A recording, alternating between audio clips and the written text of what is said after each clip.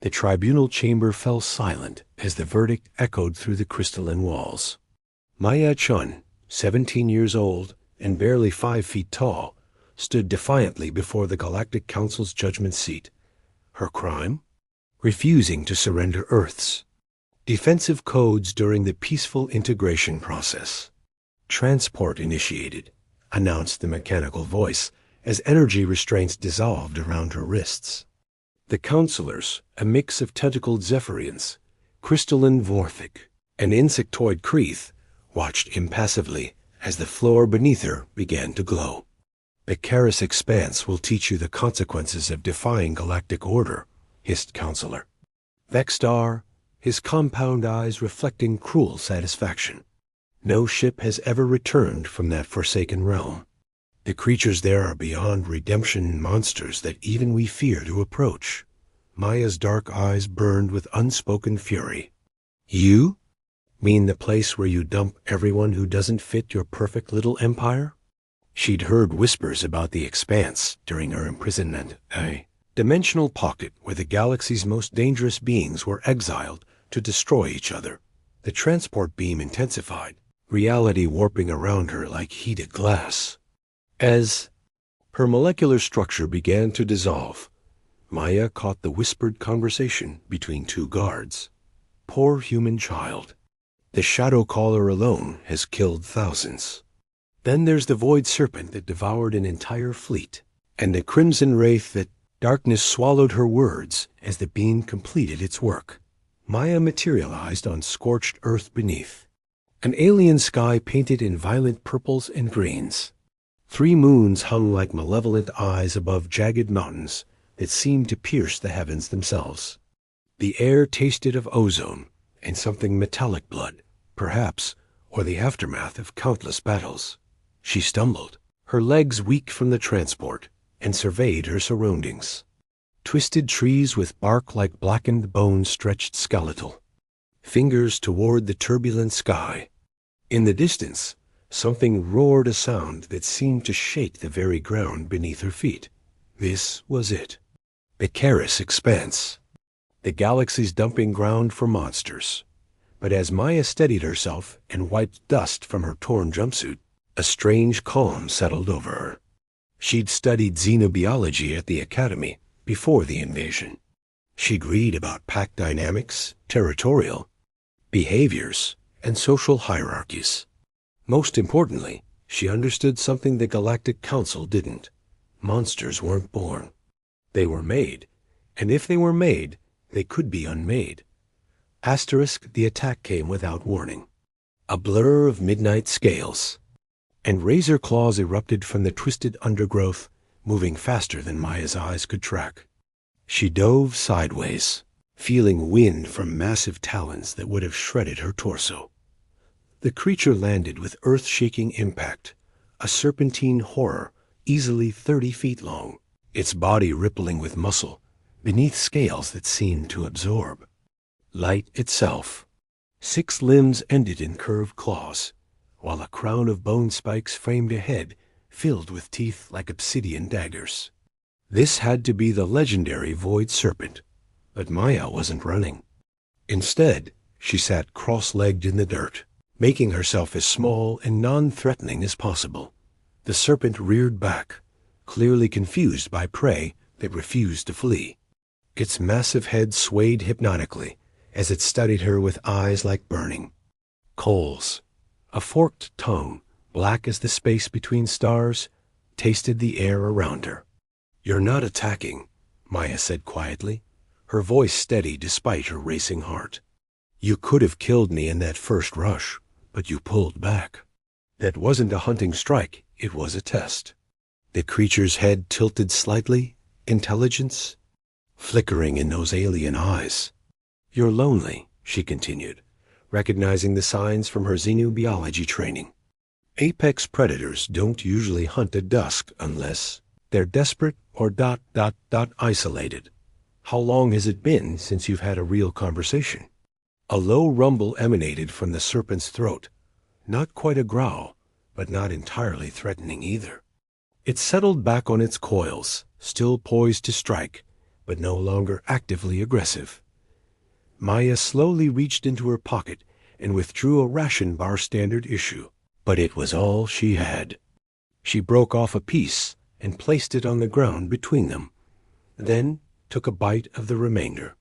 The universal gesture of sharing food got the serpent's eyes fixed on the offering and back to her face. After a long moment, it extended one claw and delicately picked up the morsel, examining it with almost childlike curiosity before swallowing it whole. "Not much flavor, I know," Maya said with a slight smile.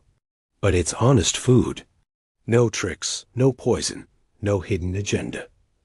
Just sharing what I have." The great head lowered until it was level with hers, and Maya caught her breath as she saw something impossible in those burning eyes. Tears. Not water, but some bioluminescent fluid that traced silver paths down the creature's scaled cheeks. When the serpent spoke, its voice was like distant thunder wrapped in silk. It has been 7 cycles of the moons since another spoke to Vex High. Without screaming, "You are small, fragile. Why do you not fear?" Maya met its gaze steadily. "Because fear is just the unknown wearing a scary mask. And you're not unknown anymore, Vex High. You're just someone who's been alone for far too long." Asterisk word traveled fast in the expanse, carried by creatures that could phase through solid matter or ride electromagnetic currents between the moons.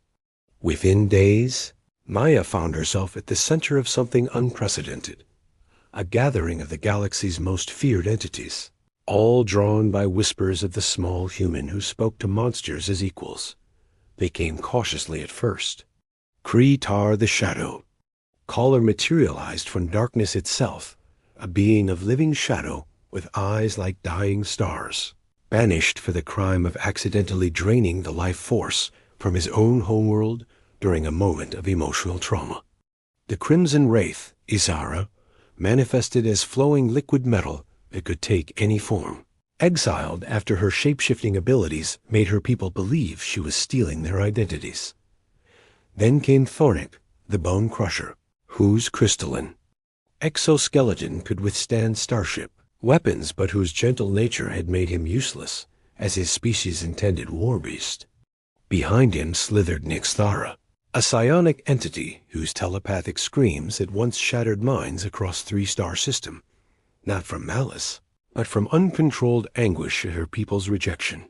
Each arrival brought the same pattern: aggressive posturing, then confusion at Maya's calm acceptance, then something none of them had experienced in decades' genuine conversation.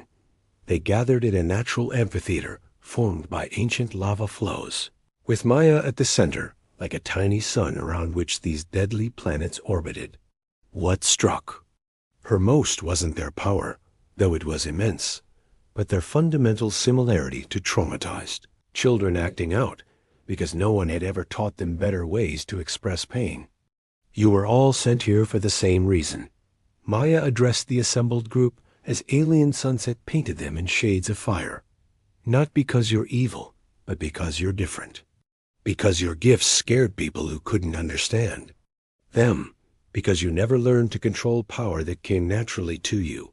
Vex High's massive coils shifted restlessly. "The small human speaks truth, but truth does not unmake what we are. We are destruction given form." "No," Maya stood, her voice carrying despite her size.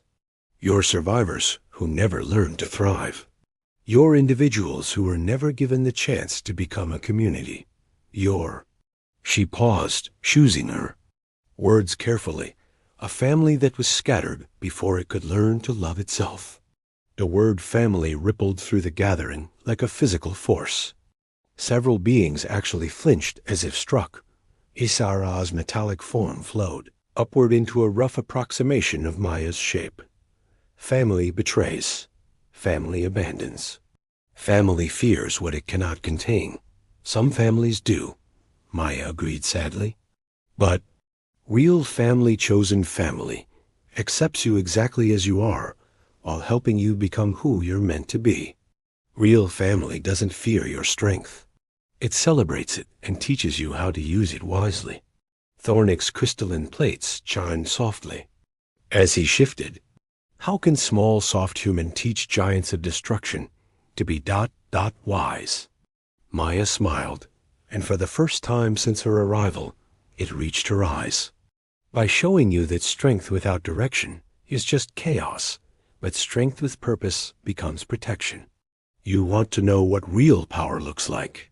It looks like the strongest person in the room choosing to be gentle. 2 years after Maya's exile, the Galactic Council finally mustered the courage to investigate the Karis expanse. What they found defied every prediction their xenopsychologists had made. The prison dimension now hummed with purposeful activity.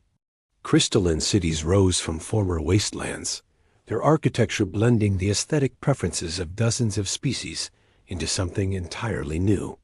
Gardens of impossible beauty flourished under the care of beings who had once been considered forces of pure destruction. Most shocking of all, the dimensional barriers, originally constructed to keep the exiles trapped, had been modified from within to regulate who could enter rather than who could leave. Admiral Cathvar of the Council fleet stood in the command center of his flagship, staring at the tactical displays in disbelief. "Confirm that reading, Lieutenant." "Confirmed, sir." "The expanse is generating its own defensive grid. Energy signatures match." "Well, sir, they match every Class X threat we've ever cataloged, but they're working in perfect coordination." On the main viewer, the expanse's response to their arrival became visible. What emerged from the dimensional fold wasn't a chaotic swarm of monsters, but a disciplined formation that made even veteran fleet officers hold their breath. HFY led the aerial contingent, his massive form graceful as a dancer as he wove between beings of living energy and crystal. Gurmak commanded what could only be called a battle group of planet killers, each one maintaining perfect formation despite their wildly different physiologies. And at the center of it all, standing on the bridge of a ship that seemed grown rather than built, was the human girl who had somehow achieved the impossible. "This is Maya Chun, speaking for the Karis Collective." Her voice came clearly over the communication channel. "You're trespassing in sovereign space. State your business or withdraw." Admiral Cathvar found his voice with difficulty. "Miss Chun, you were exiled here as punishment for crimes against galactic order. You cannot simply declare independence." "Actually, I can," Maya interrupted, and there was steel in her young voice that hadn't been there 2 years ago. Article 7 of the Galactic Charter clearly states that any group of beings achieving stable self-governance in unclaimed space has the right to petition for recognition. Consider this our petition. Behind her, the view screen split to show scenes from throughout the collective. Former monsters teaching younglings who had been similarly exiled, agricultural projects that could feed billions, technological innovations. That made Council science look primitive, and everywhere the same sight beings who had been written off as irredeemable horrors, now living, working, and thriving together. "The Council will never," Cathvar began. "The Council will do exactly what it always does." Maya cut him off again. "It will adapt to reality instead of trying to force reality to adapt to it. Because here's what you're really looking at, Admiral. This isn't just a collection of your cast-offs who learned to play nice. This is the most powerful military force in the galaxy, unified under single command, choosing to use that power for creation instead of destruction." She paused, letting that sink in before delivering the final blow. "We're offering to be your allies instead of your enemies. The question is whether you're wise enough to accept." In the silence that followed, HFY's voice joined the channel, speaking in the formal tones of interstellar diplomacy. "The Karis Collective stands ready to defend this space against all threats. We also stand ready to extend our protection to those who show wisdom in their dealings with us."